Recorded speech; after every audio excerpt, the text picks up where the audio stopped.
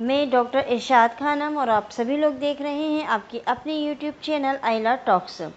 आज हम बात करेंगे मौलिक अधिकारों और निर्देशक सिद्धांतों से संबंधित प्रमुख केस के बारे में। ये कुछ ऐसे मोस्ट इम्पोर्टेंट केसेस हैं कॉन्स्टिट्यूशन के जो मौलिक अधिकार और नीति निर्देशक सिद्धांतों से संबंधित है, जो MPPSC, UPSC, net, set, APP और अन्य स्टेट की लॉ कंपटीशन एग्ज़ाम में अक्सर पूछे जाते हैं। सबसे पहला केस हम देखते हैं, चंपाकम दोराई राजन बनाम मद्रास राज्य। 1951 का ये केस है और इस केस में सर्वोच्च न्यायालय ने यह फैसला सुनाया था कि मौलिक अधिकारों और नीति निर्देशक सिद्धांतों के बीच अगर कोई संघर्ष की स्थिति पैदा होती है तो मौलिक अधिकार जो हैं वो मान्य होंगे, नीति निर्देशक सिद्धांत मान्य नहीं होंगे। अगर कोई ऐसा मौका आता है कि एक तरफ नीति निर्देशक सिद्धांत है, एक तरफ मौलिक अधिकार है, तो दोनों में से कोर्ट किसको चुनेगा? तब कोर्ट जो है वो मौलिक अधिकारों को चुनेगा, मौलिक अधिकारों को नीति निर्देशक सिद्धांतों से ऊपर मानेगा। इस केस में घोषणा की गई है कि निर्देशक सिद्धांतों को मौलिक अधिकारों के अनुरूप होना चाहिए और उन्हें सहायक के रूप में कार्य करना चाहिए। इसमें यह भी माना गया है कि संवैधानिक संशोधन अधिनियमों को लागू करके संसद द्वारा मौलिक अधिकारों में संशोधन किया जा सकता है। तो पहला क्वेश्चन आपको ये बन सकता है कि जो मौलिक अधिकार है, नीति निर्देशक सिद्धांत हैं, उनमें सबसे ऊपर कौन होगा? तो चंपाकम दोराई राजन में ये कहा गया है कि मौलिक अधिकार सर्वोच्च होंगे। फिर एक क्वेश्चन ये भी बनता है कि जो मौलिक अधिकार हैं वो किसके अनुरूप होना चाहिए? नीति निर्देशक सिद्धांतों के। अब आप लोगों को ये तो पता है कि जो नीति निर्देशक सिद्धांत हैं वो राज्य को निर्देश दिए गए हैं कि जितने भी नीति निर्देशक सिद्धांत हैं उनके ऊपर कानून बनाया जाए, उनको लागू किया जाए।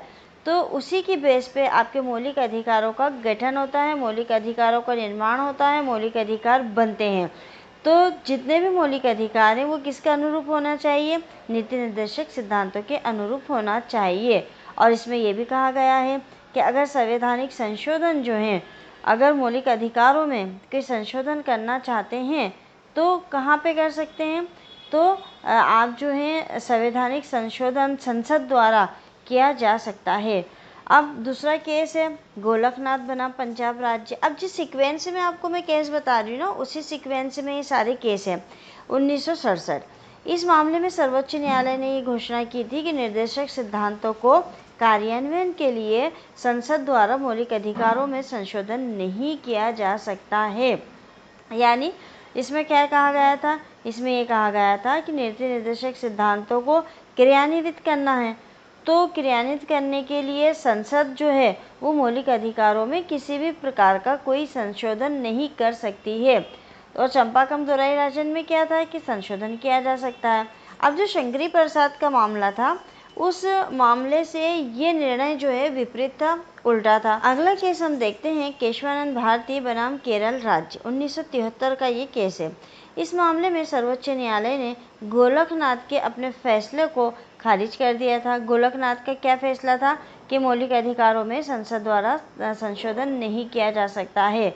अब यहाँ उसने क्या करा? उसके फैसले को खारिज कर दिया और ये घोषणा की कि संसद संविधान के किसी भी हिस्से में संशोधन कर सकती है, लेकिन वह अपने मूल संरचना को बदल नहीं सकती है।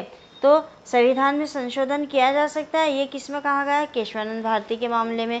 पर उसने स्पेशल क्या एक नोट लगा दिया कि उसकी मूल संरचना जो है वो परिवर्तित नहीं होनी चाहिए। और गोलकनाथ में क्या कहा था कि संशोधन नहीं किया जा सकता है। इस प्रकार जो संपत्ति का अधिकार मौलिक अधिकार था उसको उस सूची से हटा के और अनुच्छेद 31 में डाल के उसको एक विधिक अधिकार बना दिया गया है, क्योंकि अब मौलिक अधिकारों में संशोधन किया जा सकता है। अब मिनर्वा मिल्स का मामला देख लेते हैं। इस मामले में सुप्रीम कोर्ट ने ये कहा है कि संसद जो है वो संविधान के किसी भी हिस्से में संशोधन कर सकती है, लेकिन वह संविधान के मूल ढांचे को नहीं बदल सकती है। तो ये कुछ ऐसे प्रमुख केस हैं जो मौलिक अधिकार और निर्देशक सिद्धांतों से संबंधित हैं और इनके ऊपर अक्सर आईएमपी क्वेश्चन इसको आप कह सकते हैं कि अक्सर कंपटीशन एग्ज़ाम में इनसे क्वेश्चन पूछे जाते हैं। अब क्वेश्चन कैसे घुमाकर पूछते हैं वो आपको देखना है। कभी केस के नाम से पूछ सकते हैं या फिर कई बार केस में जो मुख्य पॉइंट दे रखा है उससे पूछते हैं। ये वीडियो आप लोगों के लिए कितना महत्वपूर्ण था, अगर आपको पसंद आया हो तो आप कमेंट्स करके हमें ज़रूर बताइएगा। कमेंट्स के साथ साथ लाइक करिए, शेयर करिए। मिलेंगे अगले वीडियो में एक नए विषय के साथ। तब तक के लिए शुक्रिया, धन्यवाद।